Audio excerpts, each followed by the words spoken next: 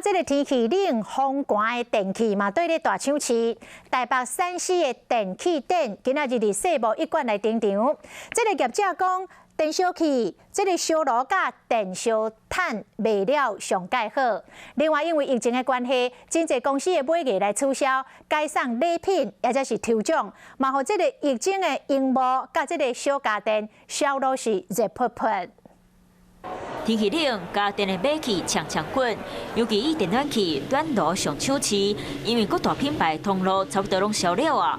港村有的家电放出少量限货，像新普和豪联的小型电暖气，广告唔免2千，希望当上消费者注意。那因为今年特别冷，所以我们在电暖气会非常热销，几乎把这2年的库存都卖光。因为近2年拢是暖冬，业者的库存量少，包括电暖气、电热毯、暖炉拢销了。另外，因为这几天落雨，除湿机、烘衫机，伫咧家电展览，也拢卖甲变贵。可能我洗的今天洗，可能要3天后才能收，所以很需要。对，就是冷气功能就是含冷暖那种。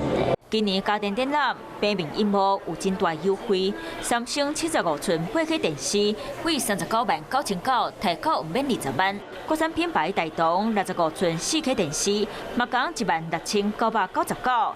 业者讲受到疫情影响，货柜的运输继续变贵，有可能伫咧第2季荧幕的产品拢会起价，民众若有需要就爱家己买。